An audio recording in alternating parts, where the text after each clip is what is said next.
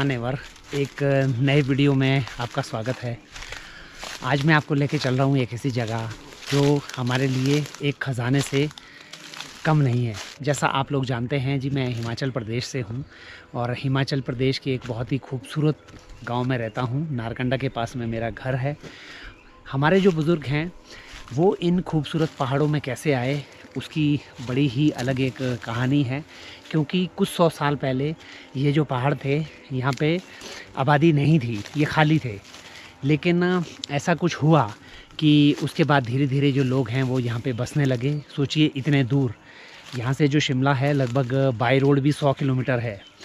और वो लोग कैसे यहाँ पे आए होंगे, क्यों आए होंगे? क्योंकि शुरुआत में तो वो घुमंतू के रूप में यहाँ पे आए और उसके बाद जो है वैलीज़ में बसना शुरू हुए। यहाँ पे लोकल कुछ राजा होते थे जिनका यहाँ पे उस समय जो है वर्चस्व था। तो वो लोगों को खेत देते थे कि आप यहाँ पे वैली में रुको, ये वाली जो जगह है, ज़मीन है, ये मैं आपको दे देता हूँ। तो इस तरह से धीरे धीरे जो लोग हैं वो बसना शुरू हुए। क्योंकि बहुत पहले क्या होता था कि जो भेड़ बकरियाँ हैं सिर्फ वो लोग पालते थे। तो भेड़ बकरियों के साथ में जो बाकी मवेशी हैं जैसे गाय वगैरह, वो सब भी पाली जाती थी यहाँ पे। तो यहाँ पे जो गांव बसाए जाते थे वो दरअसल ऐसी जगह बसाए जाते थे जहाँ पे जो मवेशी हैं उनके लिए और ख़ुद अपने लिए किसी तरह की कोई समस्या ना हो। अब मवेशियों को चाहिए होता है चारा। अब ऐसी जगह पे उनको बसना था जहाँ पे चारा पास में हो। जो भेड़ बकरियाँ होती हैं वो क्या करती हैं, हरे पत्तों को खाती हैं। अब क्योंकि ये पहाड़ी राज्य है, यहाँ पे सर्दियों में बर्फ़ पड़ जाती है, 3-3 4-4 महीने उस समय बर्फ़ पड़ती थी। अब तो हालांकि ऐसा नहीं होता है, अब तो 1 से 2 महीने भी अगर हो जाए तो बहुत बड़ी बात होती है। तो अब अपनी जो मवेशी हैं, अपने जो भेड़ बकरियां हैं, उनके लिए चारे का कहाँ से प्रबंध किया जाए? तो वो लोग गांव ऐसी जगह बसाते थे जहाँ पे आसपास में भरपूर चारा हो। आप मेरे आगे पीछे कुछ पेड़ देख रहे होंगे। ये जो पेड़ हैं ये दरअसल है इनको हम लोग कहते हैं बान। और बान की भी अलग अलग किस्में होती हैं, वो सारे यहाँ पे आपको मिल जाएंगे। तो जहाँ पे भी ये बान के पेड़ होते थे वहाँ पे गांव को बसाया जाता था, ताकि क्योंकि ये जो पत्तियां हैं ये सदाबहार होती हैं, ये आपको पूरे 12 महीने जो है हरी पत्तियां ऐसी मिलेंगी। तो वो लोग इसकी टहनियों को काट के अपनी भेड़ बकरियों को खिलाते थे, या बाकी जो मवेशी होते, गाय वगैरह, उनको खिलाते थे। और एक दूसरी चीज़ इंपॉर्टेंट होती थी, वो होती थी पानी। क्योंकि जो मवेशी होते थे वो बहुत ज़्यादा होते थे। अब पहाड़ों में जो पानी लेके आना या ढोना बहुत बड़ी बात होती थी। तो हमारे यहाँ पे जो पानी ज़्यादातर जो मिलता है वो मिलता है, हम लोग उसको बोलते हैं खड। खड मतलब 2 वैली के बीच में जो भी लोएस्ट पॉइंट होता है नीचे, तो पानी के वहाँ पे चश्मे होते हैं। आपने देखा होगा कि पहाड़ों से कहीं से भी पानी फूट के आता है। तो अगर हम सिर्फ वहीं पे ही गांव बसाएं तो वहाँ पे ये चीज़ नहीं होगी। तो अब कुछ ऐसी जगह होती थी जहाँ पे ये चीज़ भी होगी, यानी कि ये बान वगैरह के पेड़ भी होंगे और वहाँ पे पानी भी होगा। अब वो पानी के जो चश्मे हैं वो गांव में ढूंढे जाते थे कि कहाँ पे है, और उसके आसपास में फिर गांव को बसाया जाता था। लगभग आप मान के चलिए 200 से भी ज़्यादा साल से पुरानी एक बावड़ी, जहाँ पे मैं आज आपको लेके जा रहा हूँ। तो जैसे आपके यहाँ पे कुआं होता है, वैसे हमारे यहाँ पे बावड़ी होती है। कुएं में पानी नीचे से ऊपर की तरफ आता है, जबकि बावड़ी में क्योंकि रिस्क के जो पानी आ रहा होता है, पहाड़ से बाहर निकलता है, जैसे एक चश्मा होता है, उसको कलेक्ट करने के लिए एक जगह बनाई जाती है जिसको बावड़ी कहते हैं। तो वो बावड़ी आज भी हमारे गाँव में मौजूद है। हालाँकि अब दुनिया जो है बहुत आगे निकल चुकी है, तो अब हर घर में नल हैं, लेकिन उन जो बावड़ियाँ हैं अब उनको कोई नहीं पूछता। तो मुझे लगा क्यों ना एक बार देखा जाए कि हमारे गांव की जो बावड़ी है उसके क्या हाल हैं। मुझे याद है मेरे बचपन तक हम बावड़ी से पानी लेके आते थे। और एक चीज़ और है कि जैसे गर्मियों का महीना है, जैसे आज की डेट में जो है बहुत ज़्यादा गर्मी रहती है मैदानी इलाकों में, तो पहाड़ों में भी उसका थोड़ा सा फ़र्क रहता है। अब यहाँ पे फ्रिज वगैरह तो नहीं होते हैं, तो हमारे यहाँ पे जो चश्मे से डायरेक्ट पानी आता था वो बहुत ठंडा पानी आता था। बाकी जो आजकल पाइप में पानी आते हैं, ये आप जानते हैं, क्योंकि पाइप गर्म हो जाती है तो फिर उसमें भी आगे जो पानी है वो गर्म पानी निकलता है। तो मेरे बचपन में बावड़ियों का जो पानी है उसको इस्तेमाल किया जाता था पीने के लिए। हालांकि यहाँ पे जो टेम्परेचर है वो काफ़ी कम रहता है। इस समय जो यहाँ पे टेम्परेचर होगा वो 20 डिग्री के आसपास का होगा। दिल्ली में इस समय जो टेम्परेचर होगा वो 45 डिग्री के आसपास का होगा, या 40 से 45 के बीच में होगा। लेकिन उसके बावजूद हम लोग जो है वो शीतल जल का आनंद लेते थे। तो आइए आज आपको लेके चलता हूँ जी उस बावड़ी पे। तो ये है जी वो जो पेड़ हैं, बान के पेड़, इनकी जो पत्तियाँ होती है ये बहुत ही न्यूट्रिशियस होती है भेड़ बकरियों के लिए, और उनको बड़ा पसंद आता है। और एक अच्छी बात ये है कि ये जो पत्तियां हैं ये मतलब सदाबहार रहती हैं। मतलब जैसे ये पत्तियां अगर सूख के गिर भी जाएंगी तो उसकी जगह पे नई पत्तियां आ जाएंगी। और यहाँ अगर आप नीचे देखेंगे तो बहुत सारी जो पत्तियां हैं देखिए सूख के गिरी हुई हैं। और यहाँ पे जो ये पेड़ हैं ये बहुत ज़्यादा हैं, बहुत ही ज़्यादा। अब देखेंगे मेरे पीछे पूरे बान के पेड़ हैं। ये बचपन में हम इन्हीं रास्तों से जी पानी लेके आते थे बावड़ी से अपने घर के लिए। हालांकि इस रास्ते में मैं बहुत टाइम बाद आ रहा हूँ, क्योंकि अब गांव के लिए सड़क निकल चुकी है, तो सड़क से सब लोग चलते हैं। देखिए ये रास्ता घास में दबने वाला है।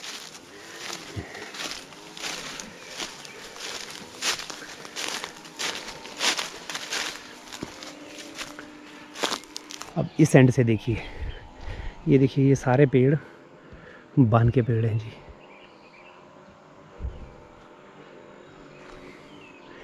और इनकी पत्तियां जो है मवेशी बड़े चाव से खाते हैं, बहुत चाव से। बान के जो पेड़ हैं ये दरअसल गांव के लोगों ने आपस में बांटे हुए हैं।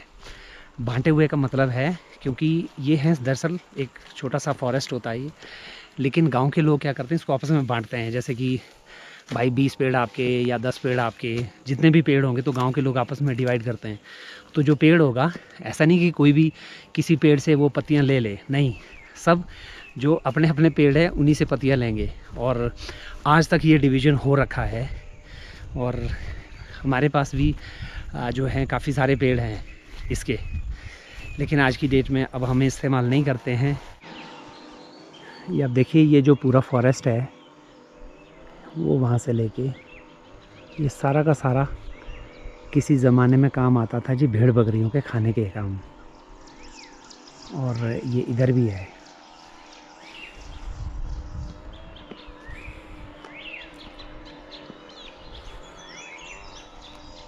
ये आप देखेंगे यहाँ पे कितना बड़ा फॉरेस्ट है ये। और इस फॉरेस्ट में सारे के सारे जो पेड़ हैं वो सिर्फ़ और सिर्फ एक ही जैसे हैं।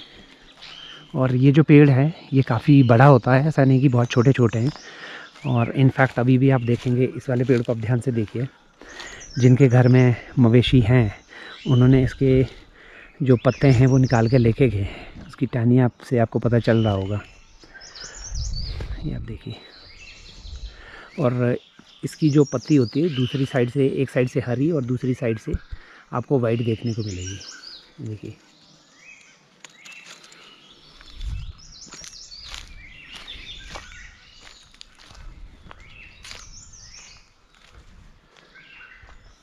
ये देखिए एक बान का कितना बड़ा पेड़ होता है।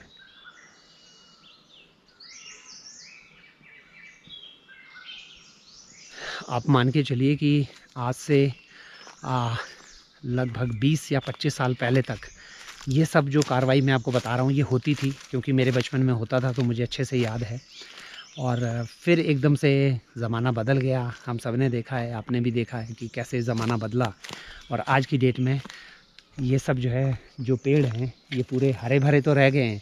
अच्छा, इसमें एक चीज़ और होती थी इन पेड़ों में कि जैसे इनकी पत्तियों को काटते थे फिर दोबारा आ जाती थी, फिर दोबारा आ जाती, जैसे जैसे काटते रहते थे फिर दोबारा आती रहती थी। तो ये एक अच्छी बात थी। देखिए कितना खूबसूरत फॉरेस्ट है। ये एक अलग तरह का पेड़ है, और ये पेड़ आपको उत्तराखंड, हिमाचल प्रदेश या नॉर्थ ईस्ट के जितने भी पहाड़ी राज्य हैं वहाँ पे आपको ये मिल जाएंगे। बाकी मैंने इस पेड़ को कहीं नहीं देखा। और इवन कुछ देशों में मैं जैसे घूमा हूँ, भले ही वहाँ पे ठंड हो, लेकिन वहाँ पे ये पेड़ नहीं पाया जाता है।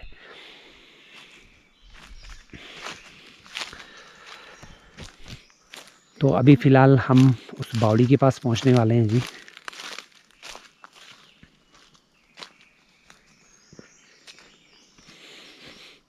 ये है जी सामने। ओहो हो।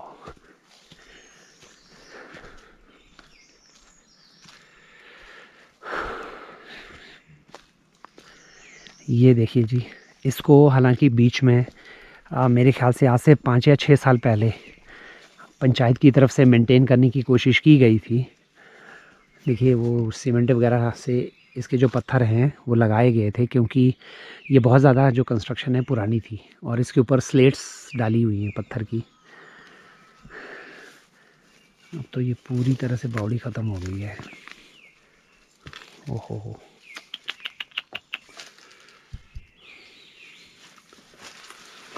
ये देखिए नीचे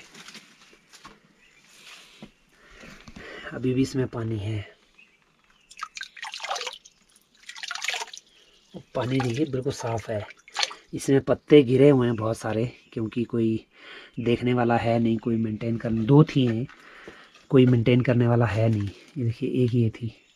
इसमें तो पत्थर पूरे जो स्लेट्स हैं वो गिरे हुए हैं। ये देखिए ये पत्थर की इस तरह के स्लेट की छत होती थी उस समय। ये देखिए पूरी बावड़ी ख़त्म हो गई। ओह,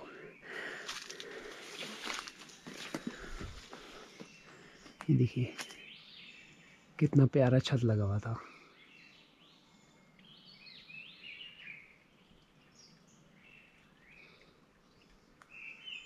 अच्छा एक बात और है, ये होता था, ये जो अंदर वाला पोर्शन था, ये 2 बावड़ियाँ ये होती थी पीने के लिए, और बाहर एक होता था मवेशियों के लिए, यानी कि जो मवेशी आते थे पूरे गांव के, वो बाहर यहाँ पे आके पीते थे, ये वाला।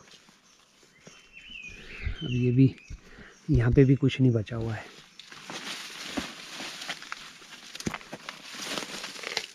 पानी तो अभी भी आपको दिख रहा होगा।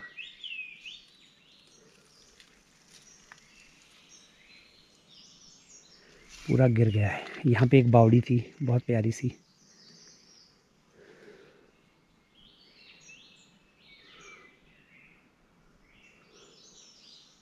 अच्छा एक इस पे मैंने एक वीडियो बनाया था कुछ साल पहले, तो उसमें अगर आप देखेंगे ये जो बावड़ी है काफ़ी नई थी उस समय, इसका मेंटेनेंस हुआ था और हम लोगों ने इसकी सफाई भी की थी उस समय।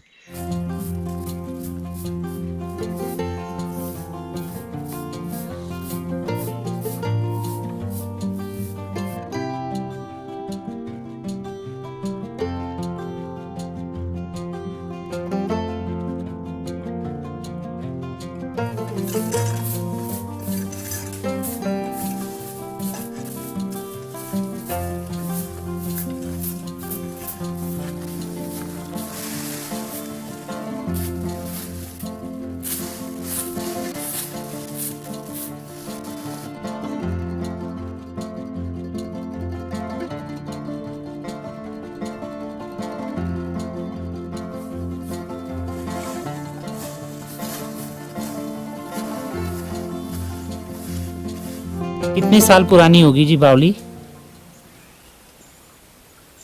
ये 350 साल पहले की है। 350? 350 साल, जब हमारे बुजुर्ग यहाँ आए थे, हाँ जी। ये उसी वक्त का ऐसा हमारे पूर्वज बोलते हैं कि ये सबसे पहले पानी का ही प्रबंध किया गया था। एक बड़ा अच्छा यहाँ पे ध्यान रखा गया है कि यहाँ पे जो मवेशी होते थे उनके लिए भी एक अलग से बावली बनाई गई है, और वो है यहाँ पे बाहर, ताकि वो आएंगे और यहाँ पे वो आके पानी पीते थे। ये पूरे गांव के जो मवेशी हैं वो सारे के सारे बिल्कुल उनके लिए जहाँ जहाँ भी आबादी थी वहाँ से रास्ता बना के थोड़ा चौड़ा, हाँ जी, जिसमें भेड़ बकरी और बड़े पशु आसानी से बावड़ी पर पहुँच सके।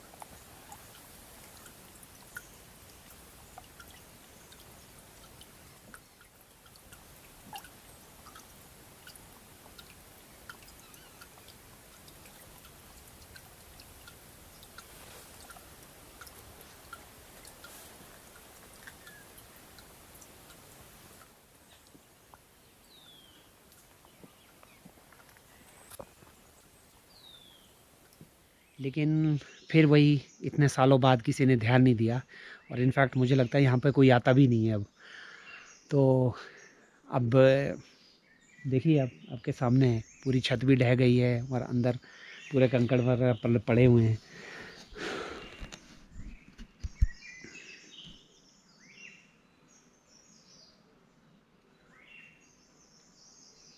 देखिए ज़माना कैसा कैसा होता है। एक समय था जब ये पूरे गांव की प्यास बुझाती थी ये बावड़ी, और जब लोगों के घरों में नल लग गए तो इसको भूल गए। जब तक इसकी इज़्ज़त तब तक थी जब तक लोगों को इसकी ज़रूरत थी, और जैसे ही उनकी ज़रूरत किसी और ने पूरी की वैसे ही इसको भूल गए। आज भी मैं आपको बताता हूँ कि भगवान ना करे कभी ऐसा हो, पानी की दिक्कत हो जाए। ये जो बावड़ियाँ हैं ये ऐसी हैं कि आज भी देखिए आपके सामने इसमें से पानी निकल रहा है, और अगर इसको मेंटेन करेंगे और इसका जो शीतल जल है मतलब वो एक ही नेक्स्ट ही लेवल का। और सबसे बड़ी बात होती है क्योंकि ये चश्मे का ताज़ा पानी आ रहा होता है तो इसका टेस्ट भी एकदम अलग होता है। हालांकि लोग बोलते हैं पानी का टेस्ट नहीं होता, मैं इस बात को बिल्कुल नहीं मानता कि पानी का टेस्ट नहीं होता। उन लोगों के लिए पानी का टेस्ट नहीं होता जिन्होंने चश्मे का पानी नहीं पिया हुआ। मेरी बात से इत्तेफाक सिर्फ और सिर्फ वो लोग करेंगे जिन्होंने चश्मे का, ग्लेशियर का पानी पिया हुआ है। इन बावड़ियों का जो पानी होता था उसकी एक बात ही अलग होती थी, क्योंकि हमारे बचपन में हमने यूज़ किया हुआ। तो आज थोड़ा सा बुरा लग रहा है इस बात के लिए कि कभी हम जो है यहाँ पे पानी लेके जाते थे, और आज आप हालत देख लीजिए, आज हमारे बस में कुछ भी नहीं है। और इनफैक्ट आज की डेट में कोई भी गांव का आदमी अगर हम किसी को बुलाएं कि भाई इसका मेंटेनेंस करना है तो शायद ही कोई आएगा, क्योंकि सबके लिए ये लगेगा कि भाई ये फजूल का काम है यार, पानी तो हमारा आ रहा है, यहाँ से ढोके कौन लेके जाएगा। क्योंकि मेरा जो घर है यहाँ से लगभग 20 या 25 मिनट की दूरी पे है पैदल। तो बात भी सही है कि यहाँ से कौन इतना लेके जाएगा, लेकिन फिर भी अगर हमारे पास कोई पुरानी चीज़ें हैं तो इसका मतलब ये नहीं है कि हम अब हम उनको ऐसे ही फेंक दें। तो और कुछ नहीं तो कम से कम हमारा एक पुरानी जो यादें हैं उसी के लिए हम इसको संजो के रखें तो अच्छी बात होगी। और जैसा मैं कह रहा था, भगवान ना करे कभी ऐसा हो कि पानी की किल्लत हो, तब लोगों को सच में ये बावड़ियाँ याद आएंगी, क्योंकि इन बावड़ियों में पानी कभी नहीं सूखता। और उस ज़माने की एक सबसे अच्छी बात पता क्या होती थी कि इन बावड़ियों की लोग पूजा करते थे। जब भी गांव में नई शादी होती थी तो शादी के अगले दिन जब दुल्हन जैसे आती है शाम को, तो अगले दिन इन बावड़ियों का पूजन किया जाता था उनके द्वारा। यानी कि दुल्हन को भी दिखाया जाता था कि हमारे गांव की बावड़ी कहाँ है, उसकी पूजा बाकायदा की जाती थी, पंडित आते थे, तो वो साफ़ सफाई होती थी, वो एक बात ही अलग थी। समय समय की बात है।